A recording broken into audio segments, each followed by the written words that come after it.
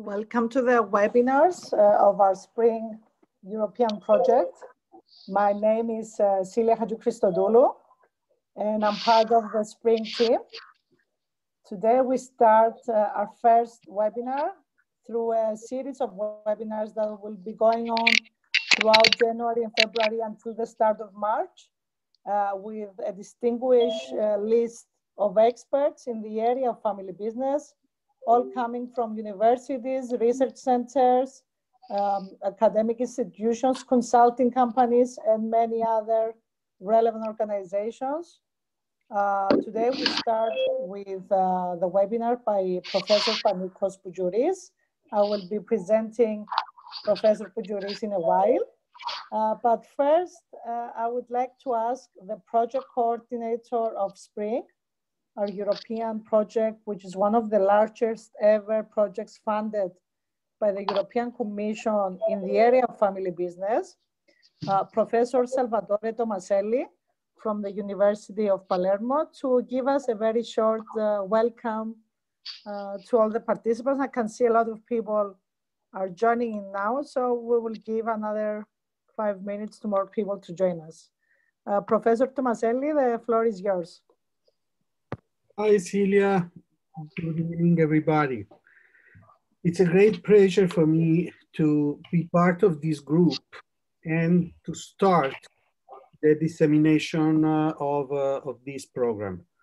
The Spring Project, as Celia was mentioning, has involved 7 institutions from 7 different European countries in the effort of designing a program that we hope can fit the needs of family businesses in respect of their growth, their longevity, and the succession from one generation through to another, hopefully through good and long transition that is what frequently happens nowadays in family businesses. Long periods in which 2 or even 3 generations live together in the company and in the family together.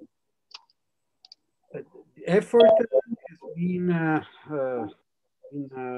huge along this period, because all the restrictions in traveling, all the restrictions in meeting among ourselves and with our additional partners and stakeholders. But we have been able to overcome the problems and finally design the preliminary version of the program. We proposed to the EASIA agency, which is the agency that handles the Erasmus Plus Key Alliances program. No, que va. Share. No, es una conferencia que estoy aquí, no te preocupes. Sí. Sorry, please mute your microphone when you enter in the session, please. So I was saying that the agency agreed with us that we could take advantage from the digitalization of the program to involve people from different countries than those from where we partners are. What offers also the opportunity to the participants to exchange ideas and experiences with people from a huge number of European countries. As Celia was mentioning, Spring is one of the programs that has received the largest amount of funds, and we hope we made and we continue to make good use of these resources for the benefit of European family businesses. Thank you for joining us. And please, if you like the outline of the program and you like the first section, invite other people to join.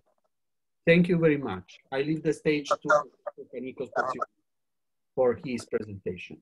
Thank you, Salvo. I would like to give a very short introduction for for our speaker today, Professor Panicos Poujouris.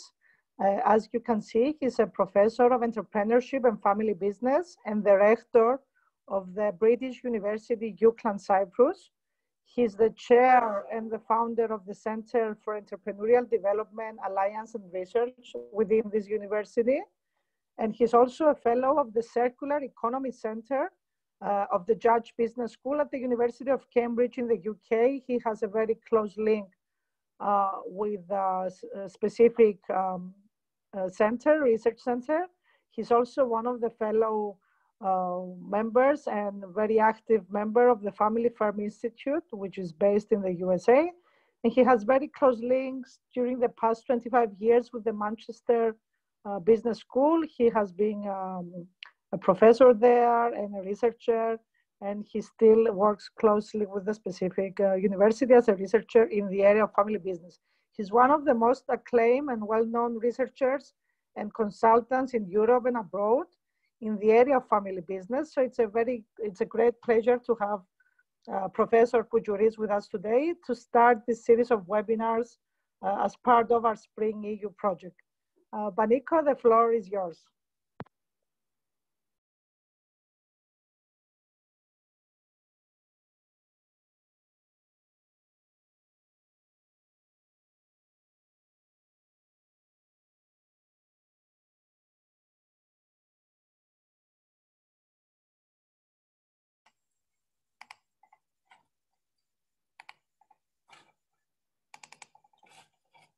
Okay, I take it.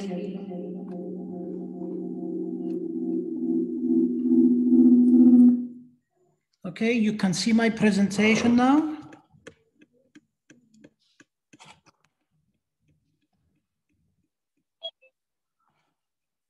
Yes, Panicos, yes. Okay, you can see my presentation, yeah? Good. Yes. Okay, so let me just increase it. Lovely. Okay, thank you for that colorful presentation.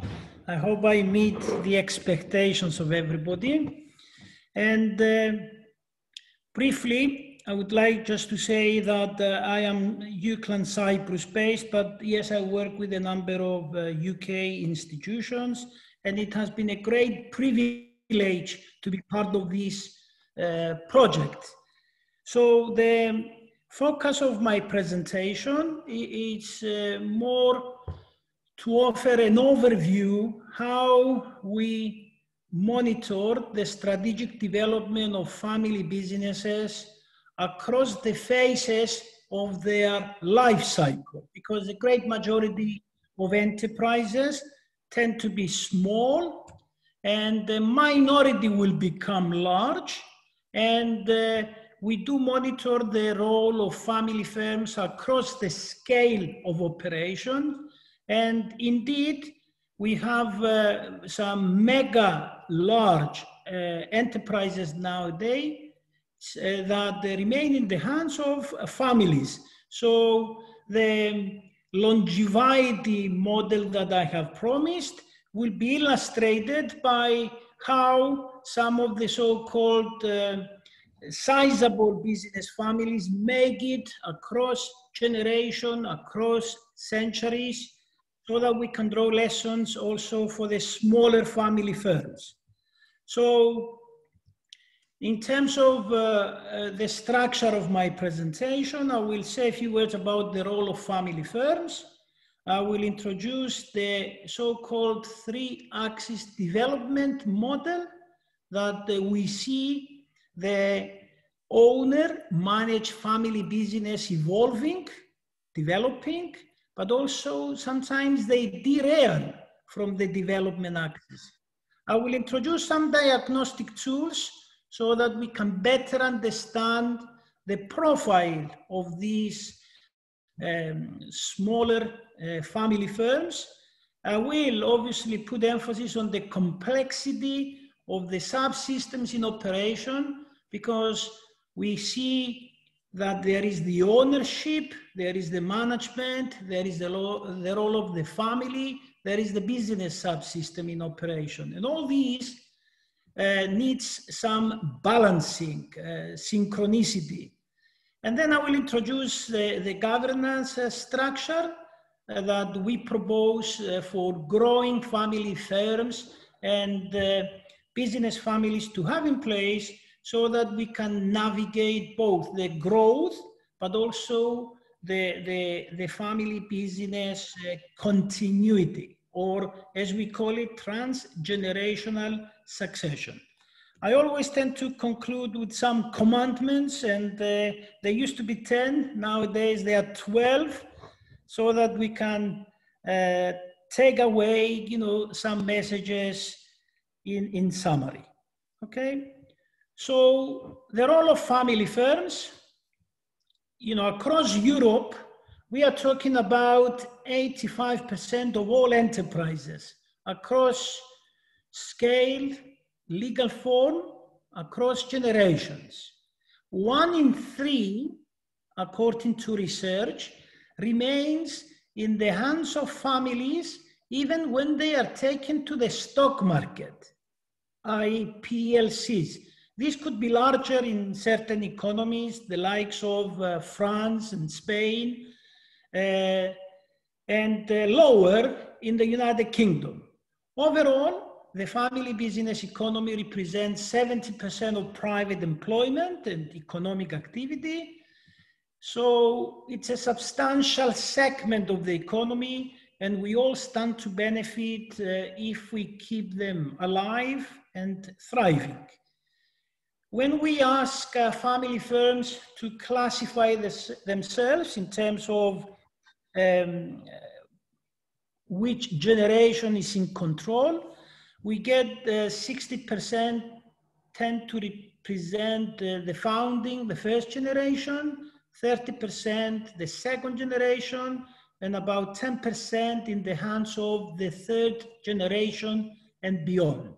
In fact, 3.4 make it to the fourth generation, and continuously 40% of the family business economy are involved in a transition from generation to generation.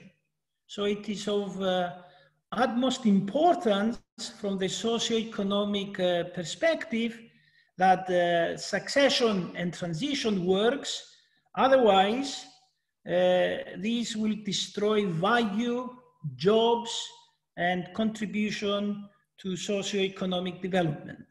And a lot of people, you know, tend to classify me as an enthusiast for the so-called family business model, but in reality, it's the good, the bad, and the ugly. And I will demonstrate through the presentation when things can go wrong.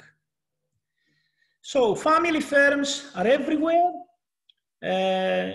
This is an example from Scotland. It's a lifestyle firm, a micro enterprise, but we also register on the corporate landscape huge corporations, as you can tell with the logos here. The eldest on planet Earth, it's a hotel in Japan, Hoshi, that celebrates 46 generations in family hands. And what is a family business? A brief definition is that the family operates, manages, and controls the majority of the shares and has this aspiration to keep it into family hands. Now, this is a takeaway, a development axis for the owner-managed family business. How enterprises develop, including family firms, is that there is the business axis.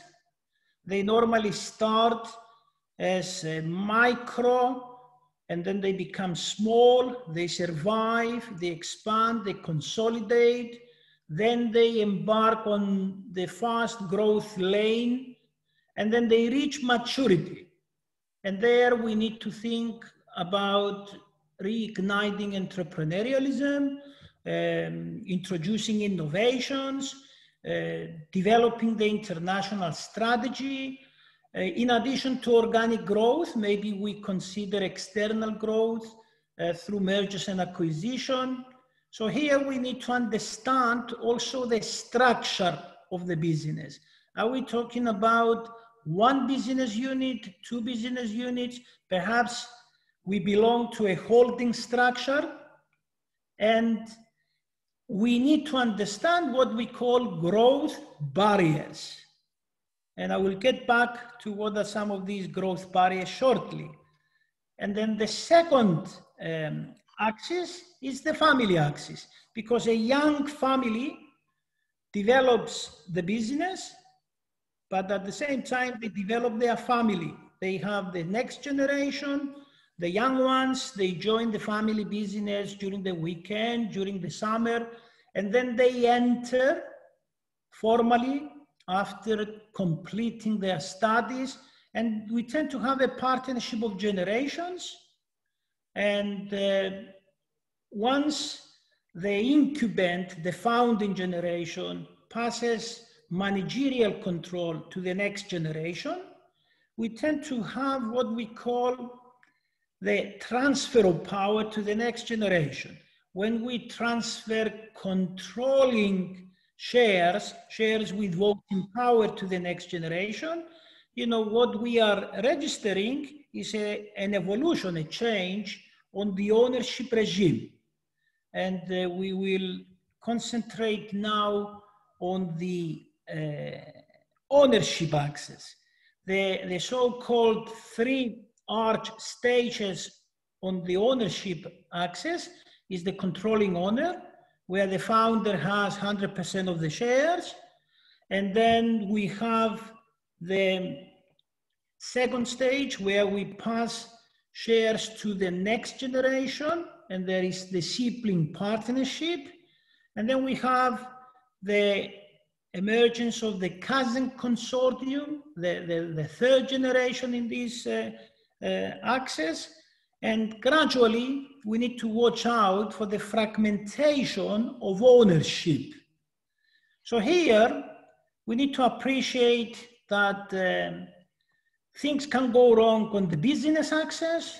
It could be tough competition, wrong strategy, poor financing, in addition to additional family-related issues, quarreling, lack of synchronicity of developments in the so-called business, family, ownership subsystem.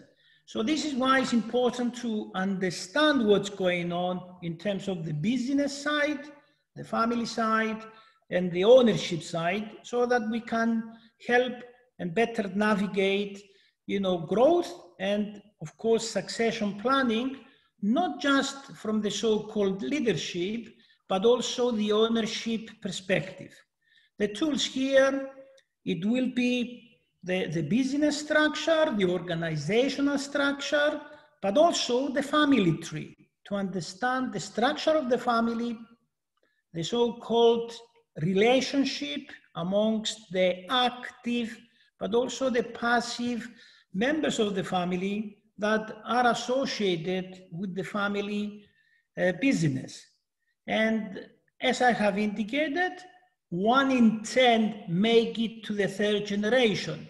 So in reality, despite the fact that our focus is on what we call family business succession, we also have what we call market-based transfer of the family business. It could be that we sell the business, or we take it to the stock market, or there is the transfer of the shares to the employees, and simply the family could lose control.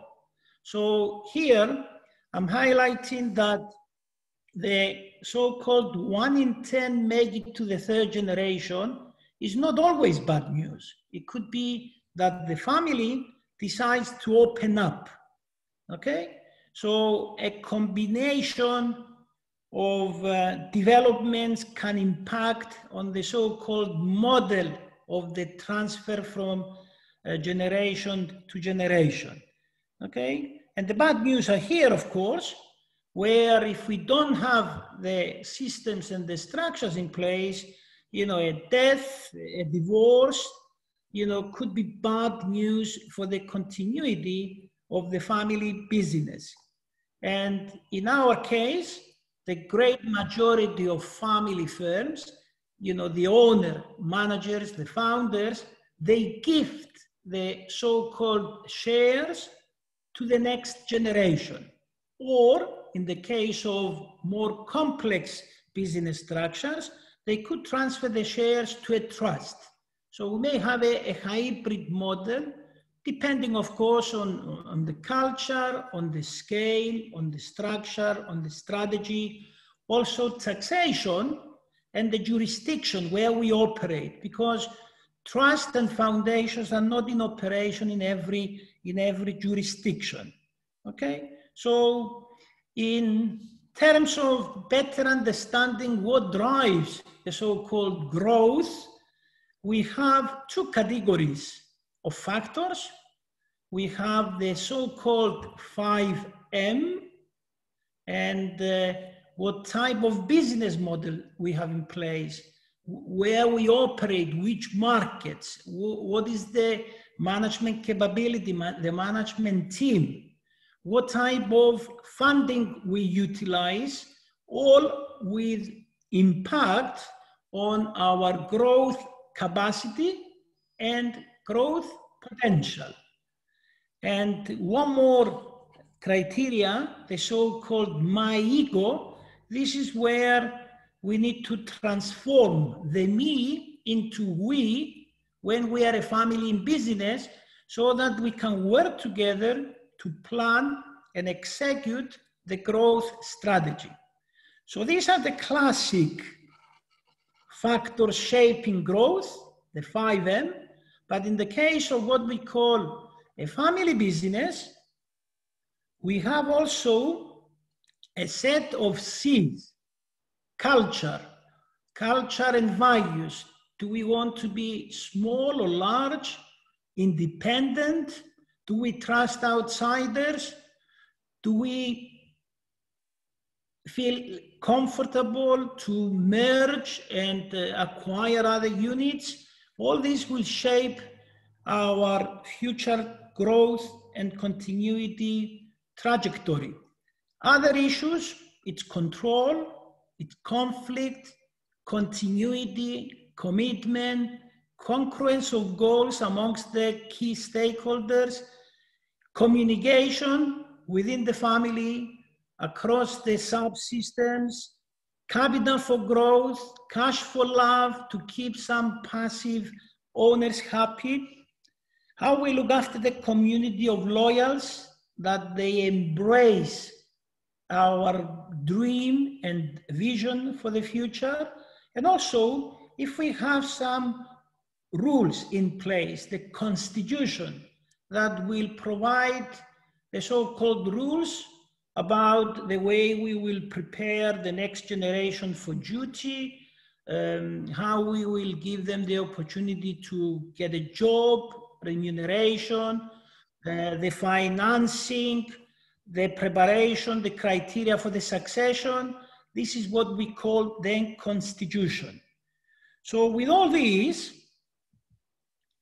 it's good to also be frank and demonstrate why I said it's the good, the bad, and the ugly. Because the family firms, they celebrate a lot of advantages, as I call them pros, but there are a lot of disadvantages. And often, some of the early stage advantages, if we embark on growth and we don't evolve, we don't change, we don't adapt and adopt new practices, they translate into disadvantages. And on that basis, you know, to highlight what are some of the so-called impediments to family business continuity. When you read the press, you know, they tend to celebrate nepotism, conflict, feuding. The succession crisis is always highly celebrated. That's why the focus of this project is all about growth and succession planning.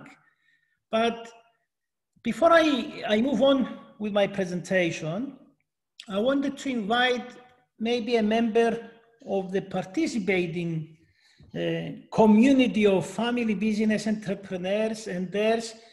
How do they relate to these three axes? Can somebody give us your example as to where you are in terms of the three axes and the various stages? Do we have a volunteer, please?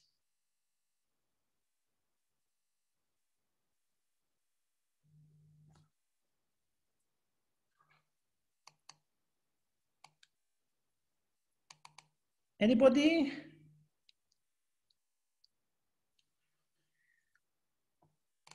Fanos, anybody from Cyprus, Salvador, anybody from Italy, Rania, anybody from France, anybody from Germany?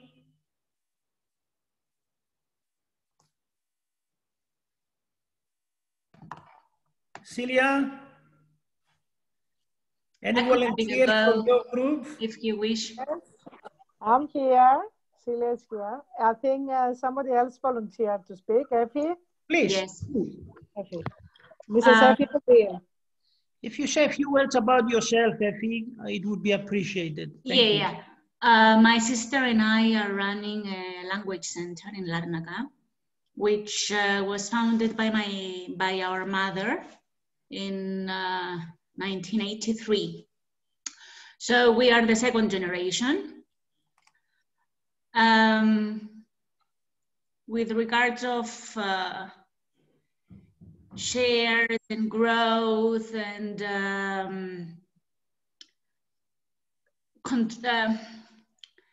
so I guess as it is common in family business, at least in the second generation on the sibling partnership, things are not very rigid. So we are very flexible and fluid with regards to rules and the constitution and succession and everything that you have talked about. I don't know what else. So if we ask you to highlight where are you on the business axis, is it an early stage? Are you still growing, or perhaps you have reached a comfort stage and you're more or less static in terms of growth given the COVID situation nowadays as well, yes? I guess we are in the stage where a decision needs to be taken on how to scale up or just remain as a comfort stage.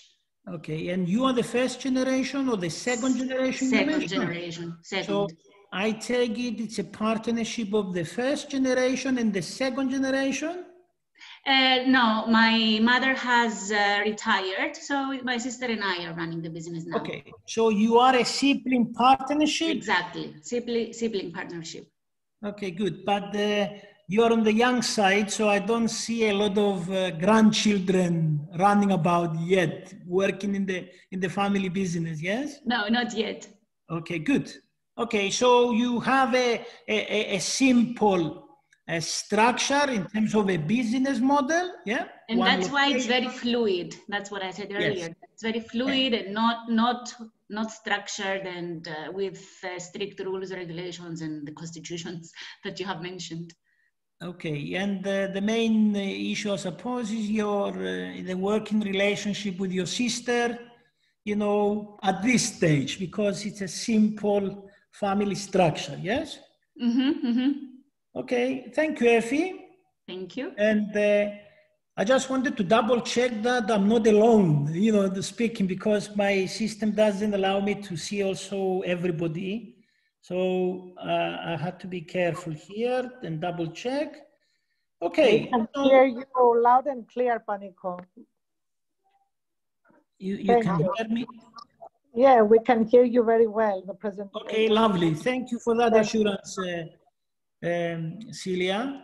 So with this introduction, how we see family firms developing across the business axis, the family axis, and the ownership axis, you know, we have introduced also some family in business dimensions, you know, the 12 C's that we have to handle. We have to make sure that, you know, as we grow and we call upon the next generation, you know, we want them, you know, to respect our culture and values. We want to make sure that there is strong commitment, you know, for continuity. Yes, control, it's high on the agenda on every entrepreneurial firm. It's not just family firms. And we need to make sure that we have effective communications to discuss issues related to functional topics, you know, like funding and dividends, but also how we can introduce some, rules about building the history of our future, how we want the family business to grow across generations. So this is all I'm saying at the moment. And we need this so that we can overcome the disadvantages, okay? And one technique that I would like to share with you at this stage is that given the fact that we're a family in business, we need to make sure that the business is not outgrowing the family, and we don't want outsiders. It means that we need to remain a niche business. And at the same time, if the family outgrows the business, we have pressure to grow the business so that we can create opportunities for our family heirs, the next generation. So one technique with the compliments of a group of ex-McKinsey consultants is the alchemy of growth. And they have introduced this framework for us to consider how we can grow our business unit through integrated growth so that we can create also opportunities for our growing number of family units. So here is another takeaway, you know, the 3 growth horizons. Here we have the core business, and our case study, it's a small network of groceries. You know, they do everything to get economies of scale in terms of purchasing and running the operations. You know, they have contemplated the central production unit to provide the chain of groceries, what we call foods, delis, and packing, okay? And they are also introducing logistics so that they can import in bulk, store, sell to others. You know, there is a kind of a trading arm, and also distribute to their chain of groceries. So that's their efforts on the so-called core business to become more efficient, to do register better results as they are growing from 1 grocery to 3 groceries, okay? Economies of scale, a touch of technology. And a good example from the world of Cyprus, but also of Europe, see, you know, mass supermarkets, you know, the way they cooperate. See Spar, chain of supermarkets in Europe. They tend to be in family hands, okay? So the next growth phase now is that within our store, okay, we introduce a delicatessen, a bakery, okay? We encourage customers, you know, to enjoy what we call one-stop shopping. You know, you enter a store, you can buy your bakeries, you can buy also your meat from a butchery, fish, green vegetables, okay? That business unit will encourage more people to come in, and that reinforces the core business. In our case, the island stores, they did that with their groceries. They also introduced a grill house within. You know, imagine you are entering the premises after working a long day, and you can see a rooster, a chicken smiling at you. You get fresh bread, you know, so you shop, you know, your necessities, but also you cater for your table. Another movement that the island stores did in terms of related diversification, they have set up resto bars, restaurants and bars with the Mediterranean theme, okay?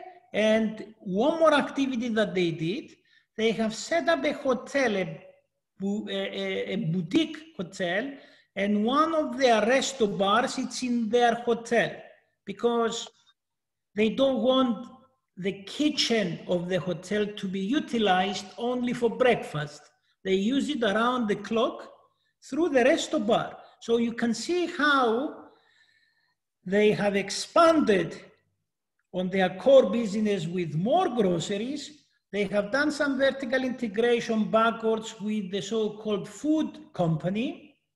They have integrated within the stores delicatessens and bakeries. There is a grill house within the store and outside the store. They have resto bars. One of them is in a hotel. So all these creates business units for the growing family units, okay? And then the third phase of growth, continuously they evaluate ideas to kickstart maybe new business models. And who knows, one day a business model here could become the core business, okay? So some ideas is introducing a franchising, a hybrid franchising, where they can shift the grill bars in another store, you know, or premise where they can enjoy the so-called traffic of people.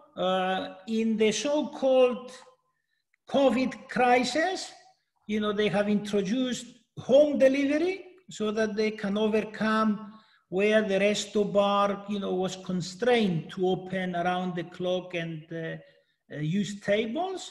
And in terms of the grocery, they even introduced a drive-through grocery so that people, you know, can order and they just pick them up. Okay, so this is an effort on the growth side to create growth opportunities and try and create business units for the growing family. I didn't introduce the family tree yet, but does this make sense? Have you seen this before?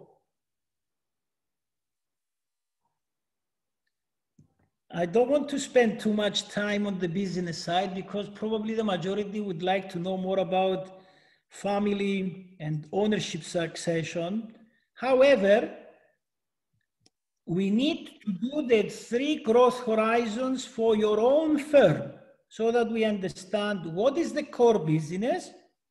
Can we kickstart additional business units related so that we can increase the revenue streams, but also support the core business? And continuously, especially when you are reaching the maturity, you need to think in terms of new innovative ideas for additional activities.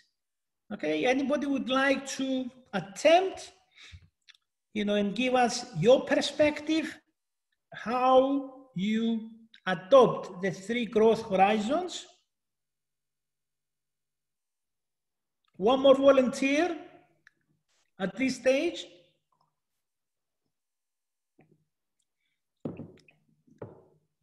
I can volunteer if you want for that. Please, if you say a few words about yourself. Okay. Me and my partner, which is not relative, it's just two partners together. We are in the advertising business. So we started with an advertising agency. Then we developed a PR agency, which is related. Please. And then later on, we also started a digital agency. Okay, good. And now with close to COVID situation, inside the digital agency, we developed a video content small production house, let's say, because it was a necessity in these times, but everybody needed videos, small videos, cheap videos, fast videos for their company. So we developed that idea for the business. Okay, thank you. We can see the integrated growth and you know, each one supports the core business. Obviously, we have the disruption of COVID, and you are focusing more on the so-called digital solutions now. Yes. Yes, that's it. Yes, more in digital solutions, as all the market is turning digital anyway, so we have to focus on that. Okay, lovely. Okay, thank you for that. You know, as a kind of a takeaway on growth, when you are driving later on, in case you are not in lockdown like we are here in Cyprus, think of the petrol station. The petrol station, the core business, it's selling petrol, diesel, oils to the drivers, to the industrialists, to the homeowners. That's the core business. And then in the petrol station, you see the laundrette, you see the kiosk, the so-called 7 to 11, okay? You see a cafeteria, sometimes you see even a McDonald's. All these brings people to the premises and they fill their tanks with petrol and gas. And then continuously you see new ideas. It could be a parking facility, it could be a rental car on the premises. Some of the ideas are related and unrelated. If I tell you that when a bank sets an ATM on the premises of a petrol station in the agricultural area, in the so-called provincial, you know, it will increase the traffic by 22%. Because everybody, you know, will be heading to get money out of the ATM. And when they do this, they will enjoy the services of the petrol station and also use, you know, the core product. And this has been tested by the McKinsey. So let's do this so that we can grow the family business, but also create additional business unit to accommodate the next generation. And some of the new ideas could be with the complements of the next generation, because we know there is a generational shift. You know, the next generation embraces innovation, okay? So if I introduce you now to our little case study, the Island Stores, this is their business structure. They have a number of groceries. The founder has been Mr. Papas, so they have the nickname the Papas. Okay, 100% in the hands of the family, and this business division belongs to the holding. And then they have set up 2 food-related companies labeled Mesoios. One is a manufacturing unit, and the other one, it's a trading. They import they distribute, they sell to our chain of groceries, okay? And then the third division, it's the grill houses with their kebabs. One or two, they are in their groceries. The others, they have independent locations. And then we have set up the Mediterranean restaurant bars. One of them, it's in our boutique hotel with the spa, which 60% belongs to the family and 40% is another partner, a distant relative, to be honest, okay? And as a result of all these, they have set up the so-called bubbles, which is a washed area, a dry cleaning, you know, for the so-called business to customers, but also business to business, because they wash on a contract the tables and the white sheets for hotels and other restaurants, okay? So here, they do business nowadays also with the hospitals, okay? So we have hotels, restaurants, that's a typo there, and bed and breakfast, okay? So that's their business structure. And you can see that we need human capital to fuel this growth, okay? So the next, it's the family tree. This is Mr. Paolo Papas and his wife, Maria, their year of birth, generation 1, 2 members, generation 2, 4 members, son George, son Boris, daughter Lena, son Nino, all married. We indicate in capital the member, the bloodline. This is Anna, the in-law. In color and underline, they work in the family business, okay? And this is the third generation. So we are growing from 2 to 4, plus the in-laws, and then 10 in terms of the third generation. And yes, 5, 6 of them, they have kids. So we have great-grandchildren now. Okay, but they are young. They are not part of the family tree. Okay, so with this growth complexity in terms of the business structure, in terms of the family structure, yeah, we need to start thinking who are the stakeholders in this growing small empire. And another diagnostic is the 3-circle model, where we have the ownership subsystem, we have the so-called business management subsystem, and we have the family subsystem. So in the center, we have what we call the family owner managers, okay? Here we have the young family managers, no ownership. When we give them shares, they move to 1.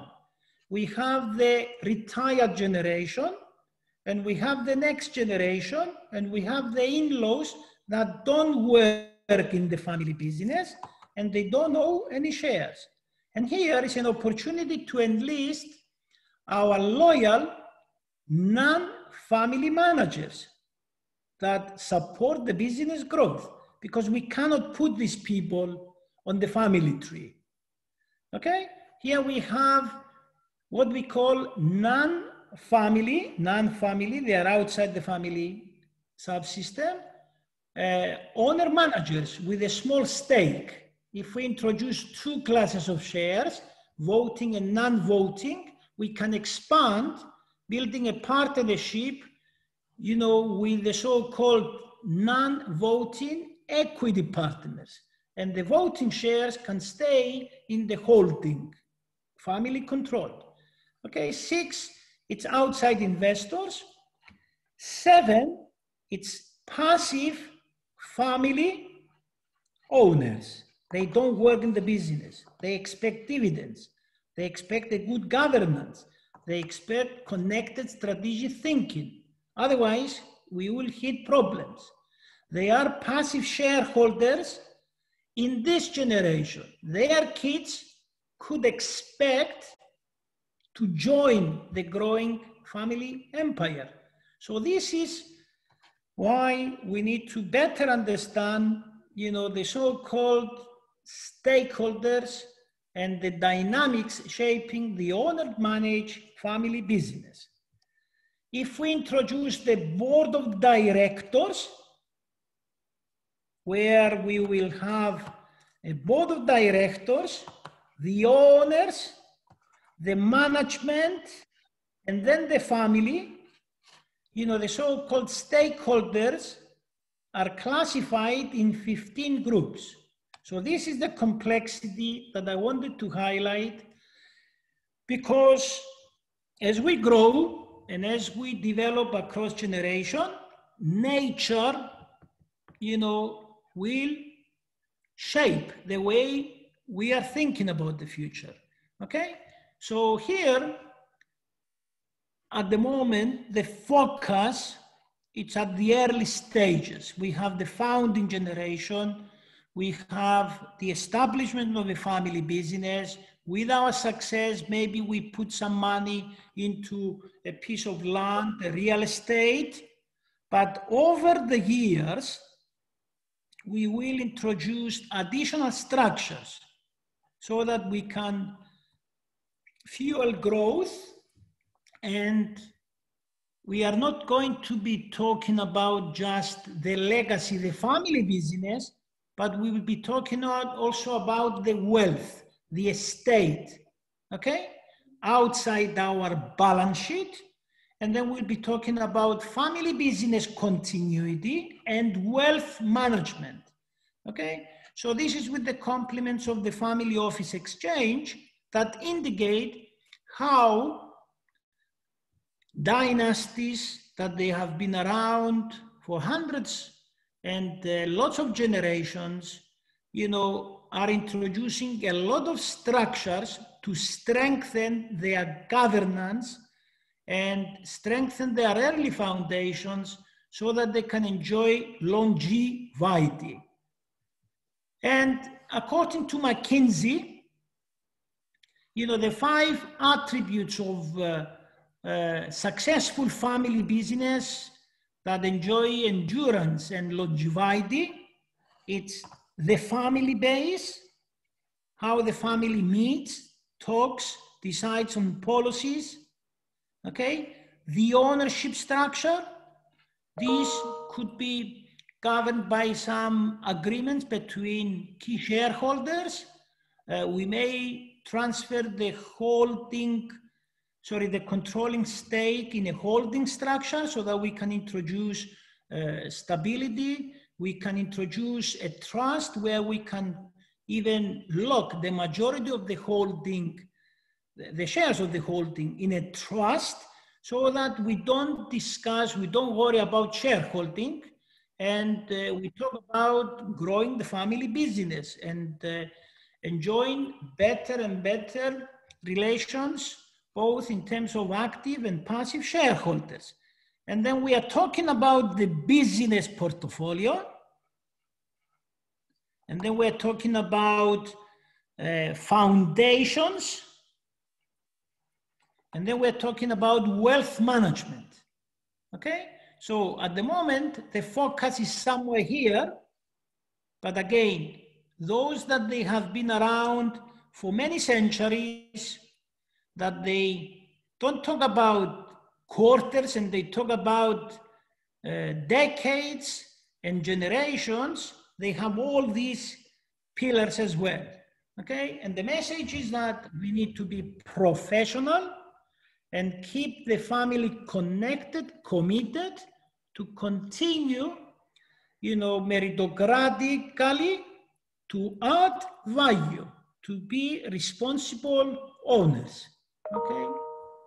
So in terms of governance, this is what is proposed in terms of complex, family in business structures. We need to have the business of the business, and here, put simply, it's the board of directors that will support and navigate the holding, and the holding will navigate the business units, okay? Private companies, but also even a public limited company. And here we have the shareholders, and the majority here are family shareholders. So immediately we need to strengthen the governance for the family. And here we proposed the setup of a family council, okay? And members will be the family stakeholders. It could be the founders, it could be the second, the third generation, and then we will introduce what McKinsey has been advocating, the so-called family foundation, even a virtual family office to support growth and funding and the introduction of all these legal structures. And why not even a venture capital unit to support the new ventures, the new ideas from the next generation. Okay, so this is where we go back to our three-circle model, and we say we need to introduce and strengthen the architecture. And here we will need to have the board of directors in the business management field. We need to have the strategic plan that we need to sell to the shareholders at the AGM. We need to have a family shareholders council. And in the family field, we need to have that family council or even a family senate, a wider meeting to welcome also the in-laws and the young ones so that there is representation across. And then we will need to work out the family constitution, the rules about living, working, owning, financing, succession planning, so that we avoid feuding and conflict. And at the epicenter of all this is the business continuity plan, for the growth and for the succession across generations. So if I press on with our example, the emerging structure of our Papa's family. By the way, I didn't say where they're based. I am safeguarding a few dimensions, so they could be operating in the UK, on the Greek islands, and in Cyprus, okay? They have members from Malta, in-laws from Malta, so they could be expanding even in Malta. So at the moment, we have the holding we said, that they have a controlling stake in a number of companies. There is the board of directors in the holding. We have one member of the founding generation, the great grandfather, and then we have 4 members of the second generation. That's 5, and then we have 2 non-executive directors. And then we have the family shareholders council, which is generation 1 and the generation 2 at this stage, because they are the trustees in the trust, okay? And then we have a wider family council that includes also both members of the first generation, the second generation, and representation from the third generation, okay? 7. They are the ones working in the family business at the moment, okay? And then there is simply, I would say, 3 subcommittees. The family office or the virtual family office, to support investments and growth in the growing empire, but also new ventures, education and training of our next generation to prepare them for duty, and also philanthropy supported also with some of the passive, but also in-laws. Okay, so this is the governance for our island holding. And I will skip this because it's the legal structure that it's beyond the scope of this discussion. And, you know, simply they could lock a piece of property in a trust. There is an extramarital kit, and this is safeguarding money, you know, for this person. And then there is another piece of land, you know, safeguarded for the parents.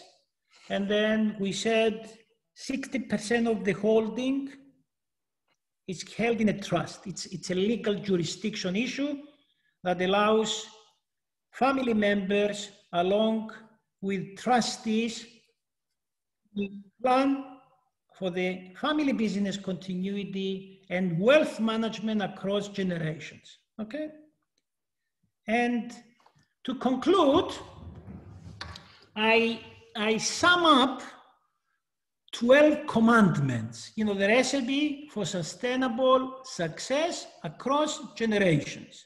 And the so-called Beptusia, you know, the so-called 5 pillar words that I would like you to register on the post-it. It's respect, trust, unity, communication, and professionalization. So number 1, we need to discuss, agree, common values shaping the future. You know, small, growing, large, independent, avoid joint ventures, exercise control, trust outsiders. Do we talk about equal distribution or fair distribution? Do we keep retained profit so that we don't owe any money to the bank? This is all values, yeah? And then we need to have a business growth plan, a 4-page, a single page, so that we know where we're going across the growth horizons, yeah? We need to have evolving structures. I did share the holding structure, the business structure. Why not the organizational structure to pinpoint the role of family and to ensure that we have even management succession for key positions? We need to have communication, starting with the organization of forums, so that we can embrace, you know, the so-called next generation, passive shareholders, and keep this alignment of goals. Then we need to have a stronger board of directors, even a small advisory. It's good enough for a small family firm.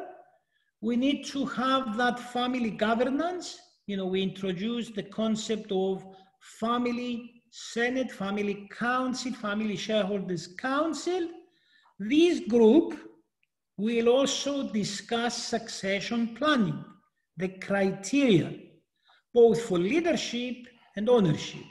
Some criteria for the leadership, it could be, you know, at least 1 degree, 5 years experience in the family business, 2 years working outside the family business after the university, at least 2 years board service to qualify to be a candidate, okay? If we've got 2 candidates, we may have a rotation. If we have a growing empire as the island stores, yeah, we can afford to have lots of business units welcoming next generation leaders to be tested in the smaller business units before they make it to the holding. And then we are talking about ownership succession, how we avoid the fragmentation of shares, okay? Then 8, it's the financial strategy. How much capital we need for growth, how much control we want to exercise, or we may relinquish some equity control to bring outside capital. And then how do we ensure our family units, our family stakeholders enjoy liquidity? One solution that we have envisaged with the case study is that when it comes to the holding, 60% will go to the trust, the other 40 will be split between the 4 branches, so that if they want liquidity, they can sell between them across the 4 branches, okay? So that we don't complicate the strategic discussion. We can set up a small forum, you know, dedicated team to discuss the family constitution that will provide rules and regulations about the future. A small virtual family office to support family business continuity, investment and wealth management. 11, it's to develop the so-called networking and family business exchange as we do tonight, so that we can draw lessons from other families in business. And 12, set up the platform for the next generation of entrepreneurial ventures. As you can tell, the NISOs, they have a couple of activities that 60% is in the hands of the holding and 40% is in the hands of the next generation. Okay, good. So this is what I wanted to share with you. And as you can tell, we have parallel business planning and family succession planning, so that we can keep, you know, the co-evolution of the business and the family in business. And this is nicely summarized, you know, by a number of academics and practitioners, notably Carlock, working under the INSEAD flag. He calls it the parallel planning process, where somewhere in there, we need to have what we call a personal diagnostic, so that we know what we want out of the family business. And ours here, it could be roles, rights, rewards, responsibilities. Here it's the family units with the 12 factors. We need to audit the wealth and the estate of the family business. And then we go to the business structure and try and balance this. And succession will be dealt in that context, but with so much in terms of auditing our personal, our family, our estate, and the business growth potential, it will make succession very, very easy. And one more that I have promised is, what is this family constitution? You know, some people, they call it a protocol, a charter, a credo. You know, it will decide who can sit on this family shareholders council or the family council. We will discuss and document our values, shaping our future, our vision, our goals, and our targets. You know, we will set the long-term business plan with the red line, you know, where we will not consider a merger or a flotation, provide, you know, the governance structure, and we will come up with the rules and regulations about who has the right to get a job in the business, when, what's the remuneration, the same with ownership and succession, okay? And with that, I would like to close it here and take questions. Thank you.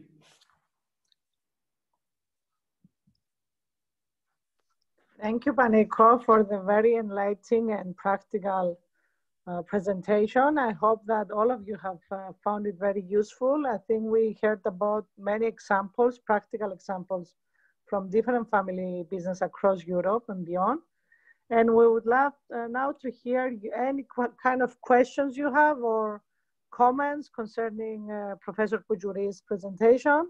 Please feel free to raise your hand and we will hear what you have to say. I would like also to present to you the upcoming webinars of our spring project that will be coming up in the next few days, every Tuesday on the same time, 3:30 to 5:30 CT time. I've already sent it in the chat if you can see it. So let's take some questions from you guys or any comments. Please feel free to raise your hand and we will coordinate this.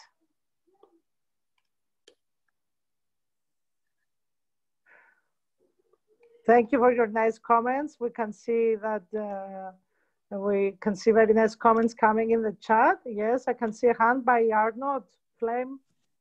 Yes, Arnold. Yes, can you hear me? Yes, we can hear you. Hi everyone. Hi Panicos. Thank you very much for this very interesting presentation. You mentioned in one of your slides, Panicos, that the recipe for sustainable success, one of those recipes is to avoid deletion of ownership, or at least to define the right succession planning process. Can you elaborate a bit more on this? I mean, how can you avoid dilution of ownership, especially in large families with a lot of kids and big generations coming? Okay, thank you for that. Yeah, it's true that in my example, I have indicated how this specific family in business is trying to avoid the so-called divisions and fragmentations, yes? So here, what they are doing, they hold 60% of the holding in a trust, and there is a council managing this in concert. So that gives them, the so-called stability, that no more fragmentation of the shareholding, okay? So, but I repeat, this is doable given the jurisdiction available, say in the UK, in Cyprus, yes? And 40% remains in the holding, and it's 10% in each family branch, because we have 4 branches. And if they want liquidity amongst A, B, C, D unit, they can cash in, as we say, okay? So that's doable in the large business, yes? The question is, what happens in the smaller one? In the smaller one, normally, if I go back to this, if it's a small family business and we have, say, 2-3 next generation interested to join in, and they have expectations to participate in jobs, but also in shareholding. And it could be wrong to split the so-called family shareholding, assume it's 3 next generation, because if you split 100% by 3 units, 33% each in the second generation. If they do the same from the second to the third generation, that's bad news, yeah? So what we propose here is that we could introduce 2 classes of shares, voting shares or management shares with voting power, and then ordinary shares, but no voting power. And we will give the voting power to the ones that they are active and they are capable to lead the small family business. The rest, we can split, and it doesn't affect the running of the business, okay? Because we entrust the leadership to the most capable person. Now the question is, how do we select the most capable person now? But that's over to the so-called experts. Another rule is that you give more family assets to the ones that are interested and not very committed to work for the family business, and you give more shares to the ones that have invested their future, you know, in terms of joining the family business. Okay, so 3 propositions. For the large groups, it's trusts, foundations, that they lock the great majority of the shareholding, and that gives them the so-called stability. For the smaller ones, let's give more family assets to the ones that they are not interested, and shares to the ones that they are committed and they are willing to take over the responsibility. But if we don't have any additional family wealth, and we are the net worth of the family, it's the family business, let's have 2 classes of shares. Okay? I hope that answers your question. Thank you. It does. Thank you very much. Nico, Hello? we have another question from Dr. Rania Lambagi, our partner from EDHEC Business School. And she's asking the following: looking at the recipe for sustainable success, which ingredients are particularly relevant in the current post-COVID-19 crisis? Yes, thank you, Rania. Very valuable comment. And somewhere here, it's survival. Yes, it's not, given the circumstances and the lockdowns, I would go for the resiliency and the agility of the business model to cope with the COVID-19 related measures.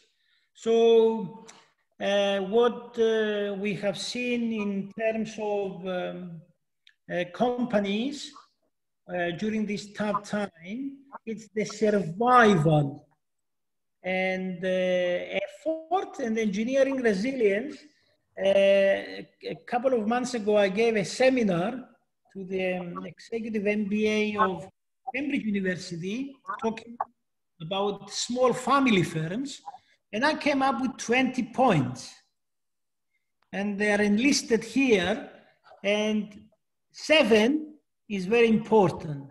Evolve the business model to ensure there is inbuilt resilience. So, for example, if you have a grocery, you did stay open. But if you had a restaurant, you shut the doors, no tables. So immediately, the online delivery does help in terms of a restaurant. Okay? Now, in the example that I have shared with you, you know, what they have done, you know, they are so-called boutique hotel, which is Icelandic base. They have leased that to the Ministry of Health to accommodate incoming students that they had to isolate. So you can see their resilience, changing the business model, stop caring about tourists and caring about COVID-19 identified students, okay? And from the UK, I don't want to be, let me just share one example. Here is one of the success stories of smaller family firms, London-based, called Pimlico. You know, their traditional business model was plumbing, very successful. So they dropped plumbing and they introduced all these services.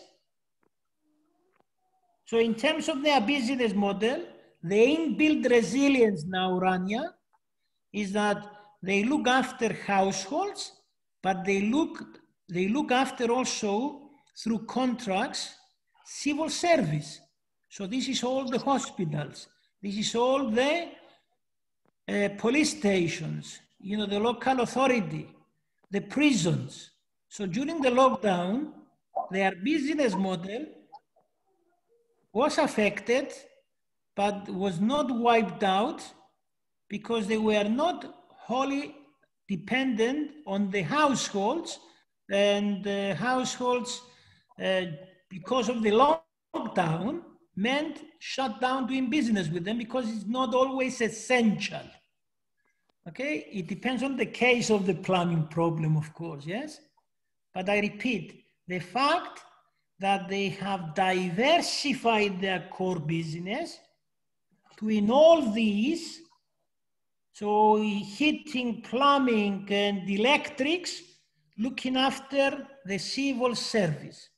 It did save the business from the so-called GBFT as a result of the COVID-19. Okay, so this is an answer to Rania, reflected in 7. Evolve the business model for inbuilt resilience. Thank you.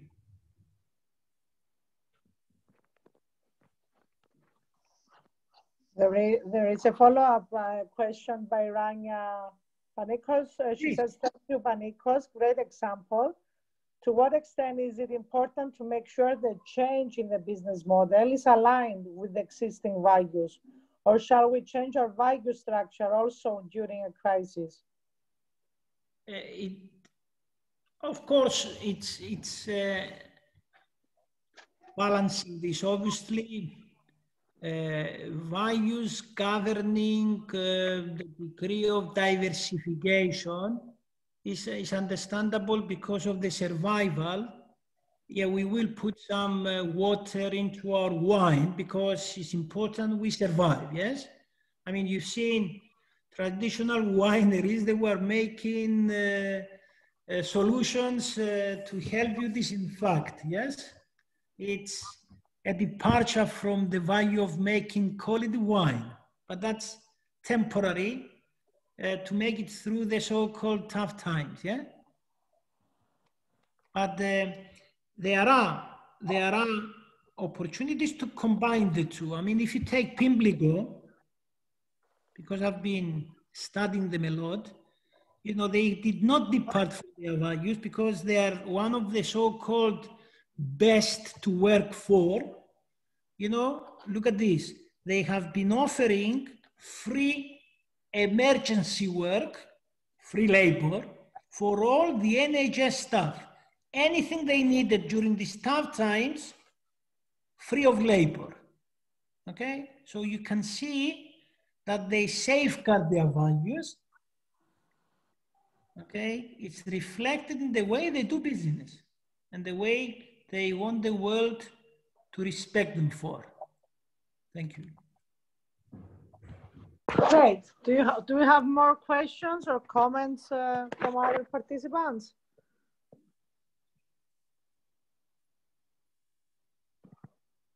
You can use the little hand, the little icon with the hand, if you want to ask something or make any comments, or if you need any clarifications concerning all the points mentioned by Professor Bougouris during his presentation.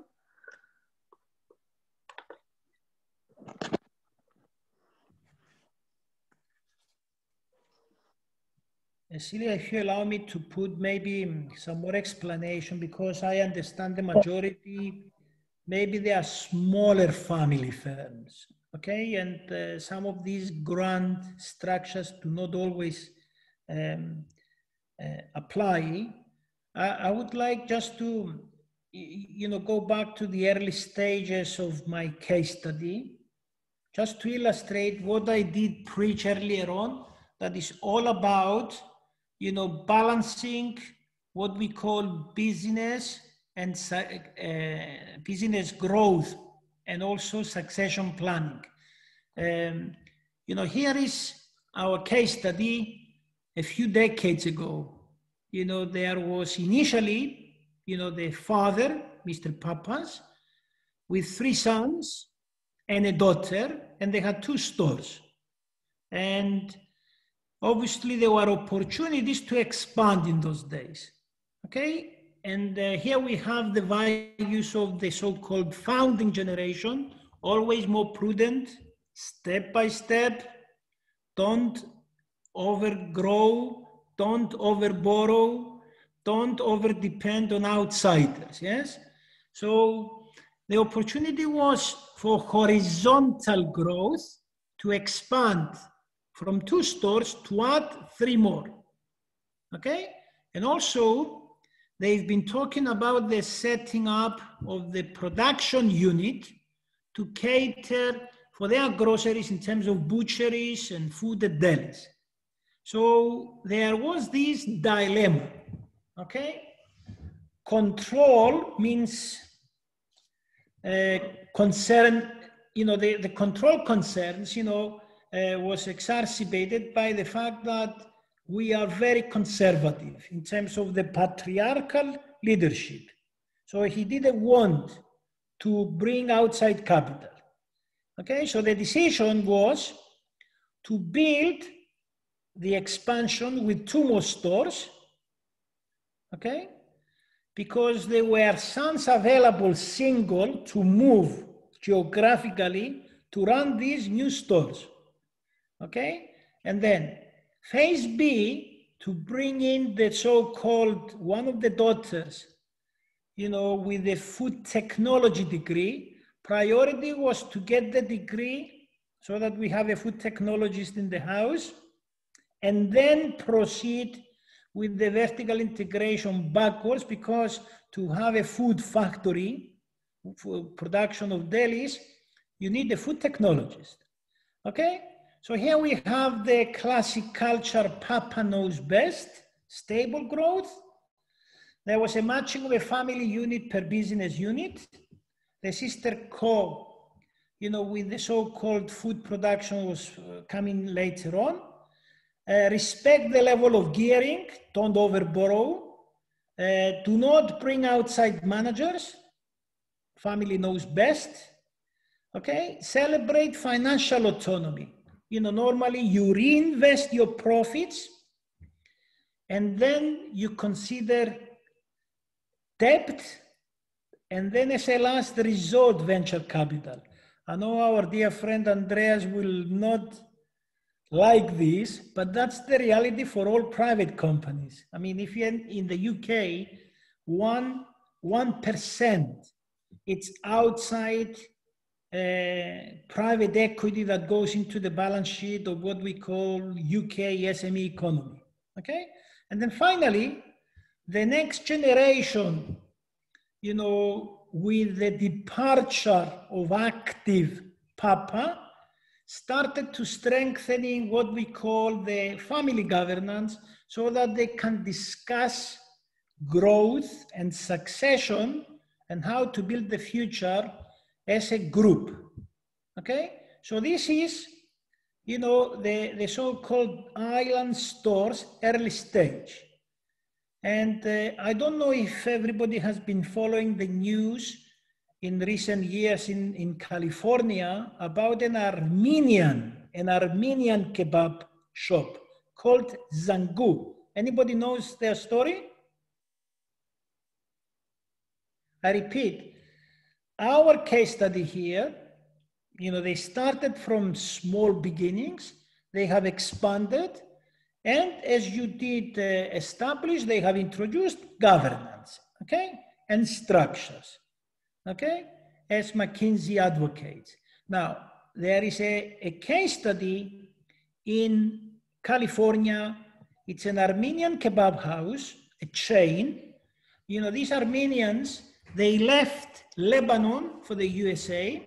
They started Zangu. Zangu apparently is a river in Armenia. So they named the kebab houses Zangu. They started expanding, you know, under the leadership of the traditional conservative father, okay? when the father passed away, the brother and the two sisters and the mother, you know, they started falling out because they didn't have strong structures, governance to discuss growth. And apparently, the business is thriving, very successful business model, but unfortunately, there was a disagreement about the use of Zangu. You know, the brother wanted to fast grow the business, but the sisters and the mother, they were a bit more on the conservative side, and they wanted everything to be equally distributed. Okay? Unfortunately, one day, the brother murdered the mother and the sister, and then committed suicide. So that's what I called earlier on the good, the bad, and the ugly. That's a very ugly outcome, okay? And definitely they didn't do what our island stores did, you know, because they overexpanded. You know, we had first generation, the mother, second generation, the brother and the two sisters, and there was an army of cousins, but they didn't sort out their house in terms of who is doing what and controlling the name and failing maybe to respect or to recognize the valuable contribution of the primogenitor son that did grow the Zangu empire. Okay, and he couldn't take it, a combination of other factors according to the press, and we had that tragedy. So I didn't want to conclude with that note, but I repeat, the principles and the structures, you know, that we did share with you, and they come out from very established large family enterprises. They are applicable to our small family firms. Thank you.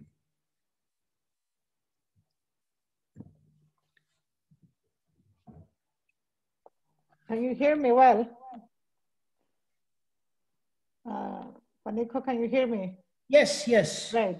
Aranya is also commenting about intergenerational and intragenerational dynamics as being important factors indeed.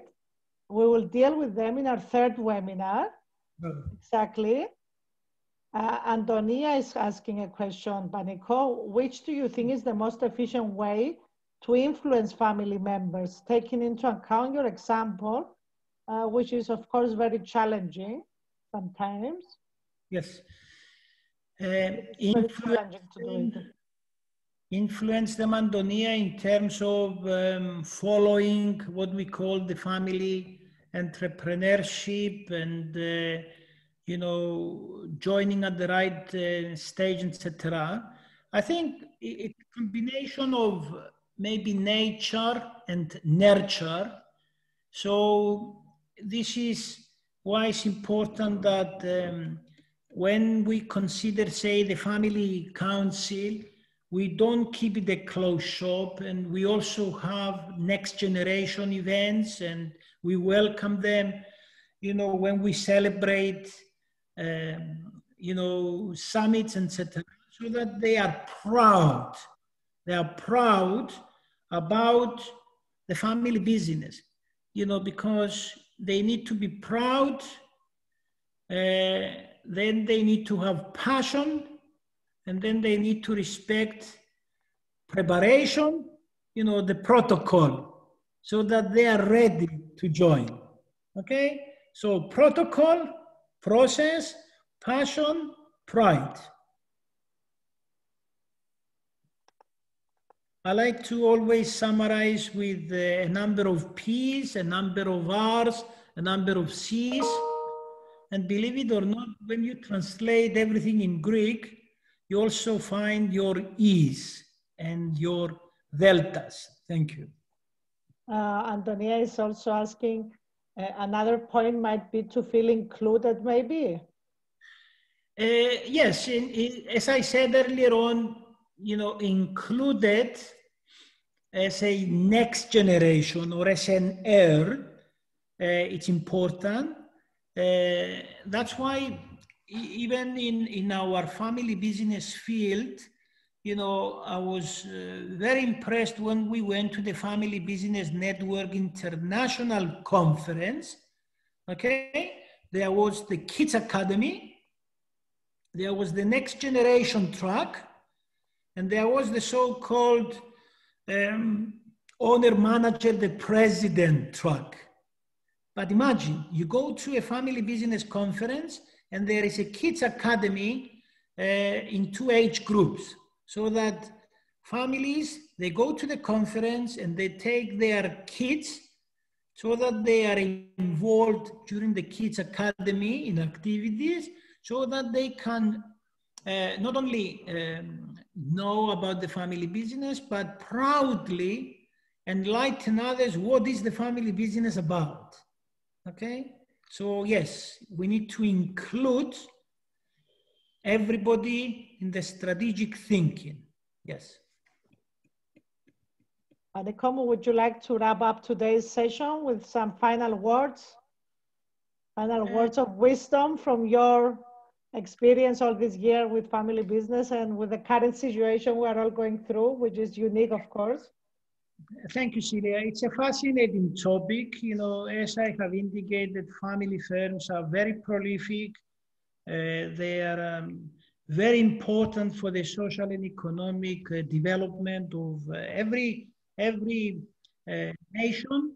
So we welcome this opportunity to do our part through this project to survey and tailor the so-called training and consultancy solutions to the so-called family business world, so that we can help them to navigate, you know, through this troublesome period, but above all to plan strategically both for growth and succession across generations.